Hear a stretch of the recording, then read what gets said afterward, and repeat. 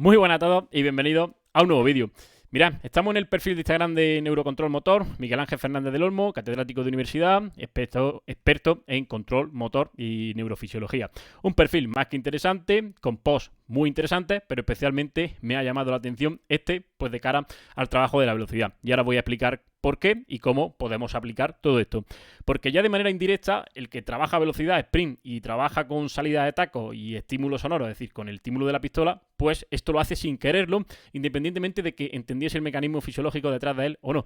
Pero bueno, vamos a explicarlo y además nos confirma algunas cosas y nos orienta también en el trabajo de la fuerza, como vais a ver ahora en un vídeo.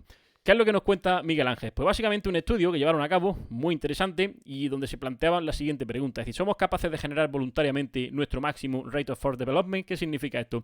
Nuestro RFD, nuestra máxima producción de fuerza en el mínimo tiempo posible. Lo que hemos llamado tradicionalmente fuerza explosiva.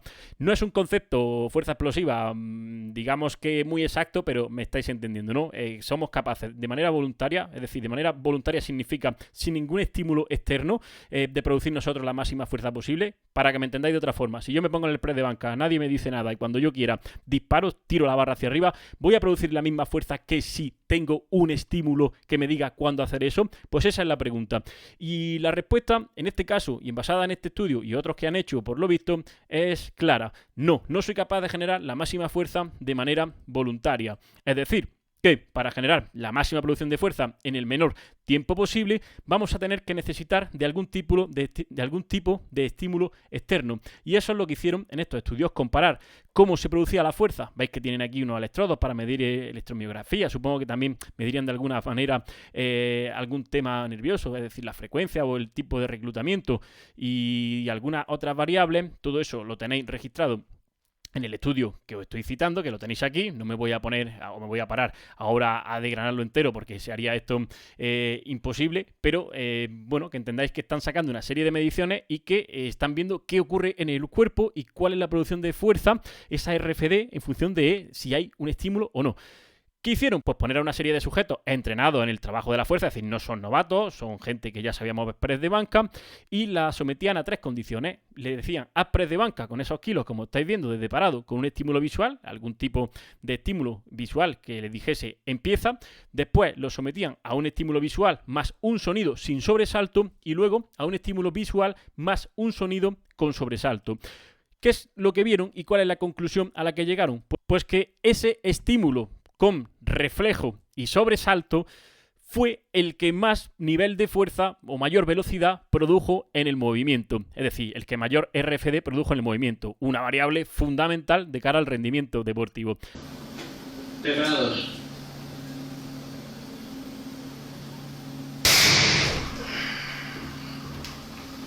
Cerrados. Esto es perfectamente extrapolable a la salida de taco. Es decir, nosotros en una salida de taco tenemos que generar la máxima fuerza posible en el menor tiempo posible. Y eso sería generar el máximo RFD. ¿Cuál es la diferencia, por ejemplo, aquí entre estos dos chicos, entre José Luis y Manu y yo? Aparte del tiempo de reacción, que puede ser más o menos en cada uno, que esto sí que puede variar en función de la carrera, pues es la capacidad de producir fuerza que tienen ellos en menor tiempo posible. A lo mejor en valores absolutos, a velocidades lentas, variamos, pero en ese espacio de tiempo tan corto que tienen desde que existe el disparo o la voz de ya hasta que salen, pues ellos son más rápidos, así de simple. Y por eso, pues salen delante de mí.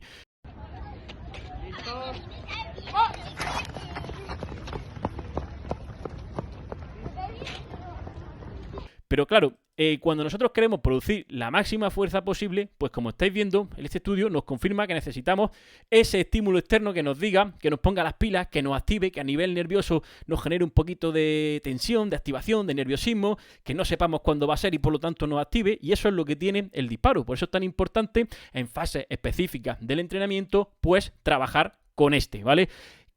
Cuando estamos en fase temprana de la temporada, pues podemos aplicar la fuerza solo, salir cuando nos dé la gana del taco, para sentir, para probar, para ir viendo, pero evidentemente según va llegando ya las fases más específicas y estamos en periodo competitivo, pues hay que empezar a incluir todos estos estímulos y por supuesto pues intentar trabajar en la medida posible con otros atletas para estimular aún más nuestro sistema nervioso, ¿vale?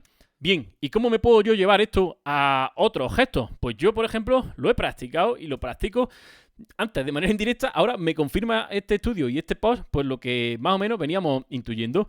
Si os dais cuenta, en este ejercicio, por ejemplo, tengo los auriculares puestos. Yo tengo en el móvil una aplicación de salida que me da salidas aleatorias y me dice a sus puestos, listos, y me da el disparo, y ese disparo es aleatorio. ¿Y qué es lo que intento? Pues levantar la barra justo cuando suena el disparo. Y eso, pues estáis viendo que me va a ayudar a producir más fuerza ante esa carga. No me va a permitir que me relaje.